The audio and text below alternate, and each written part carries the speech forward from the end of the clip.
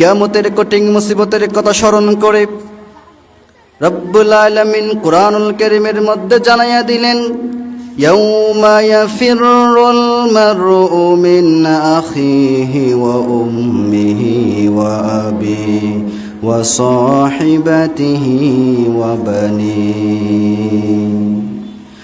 আল্লাহ রব্বুল আলামিন বলেন, কিয়ামতের দিন সন্তান তার মাকে দেখলে পালিয়ে যাবে, ভাই তার ভাইকে দেখলে পালিয়ে যাবে, স্বামী তার স্ত্রীকে দেখলে পালিয়ে যাবে। আল কিয়ামতের দিন কঠিন মুসিবতের সময় মাথার 1 মাইল উপরেই যখন সূর্য নেমে আসবে, সূর্যের তাপের কারণে মানুষের মাথার মগজগুলো টকবক করবে, রগগুলো টাসটাস করে ফেটে যাবে, সবাই দিক বেদিক দৌড়াদৌড়ি করবে একটু আশ্রয় পাওয়ার জন্য, একটু শান্তি পাওয়ার জন্য, একটু আপনার রেস্ট করার জন্য।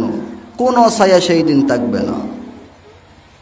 আজকে দুনিয়ার মধ্যে সন্তানের জন্য মায়ের কত মহাব্বত, স্বামীর জন্য স্ত্রীর কত মহাব্বত, ভাইয়ের জন্য ভাইয়ের কত মহাব্বত, অথচ সেই দিন কঠিন মুসিবতের দিন সন্তান তার মাকে দেখলে পালিয়ে যাবে, স্বামী তার স্ত্রীকে দেখলে পালিয়ে যাবে, ভাই তার ভাইকে দেখলে পালিয়ে যাবে, সবাই শুধু ইয়া নাফসি সেই দিন বলতে থাকবে।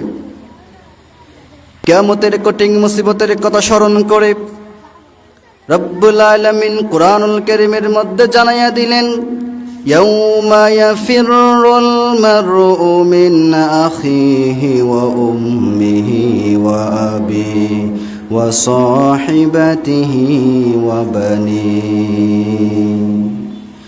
আল্লাহ রব্বুল আলামিন বলেন, কিয়ামতের দিন সন্তান তার মাকে দেখলে পালিয়ে যাবে, ভাই তার ভাইকে দেখলে পালিয়ে যাবে, স্বামী তার স্ত্রীকে দেখলে পালিয়ে যাবে।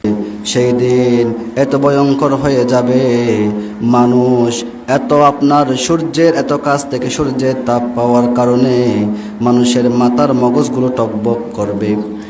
আপনার চুলার মধ্যে আপনার পানি গরম করার জন্য, আপনার ডেকচির মধ্যে পাতিলের মধ্যে পানি গরম করার জন্য চুলার মধ্যে যখন দিবেন, সেই পানিগুলো যখন সিদ্ধ হয়ে যাবে, পানিগুলা সিদ্ধ হওয়ার পরে যেই রকম টকবক টকবক করতেই থাকে, কিয়ামতের দিন এই রকম আপনার এত বেশি গরম পড়বে, এত গরম পড়ার কারণে মানুষের মাথার মগজগুলো পর্যন্ত টকবক করবে।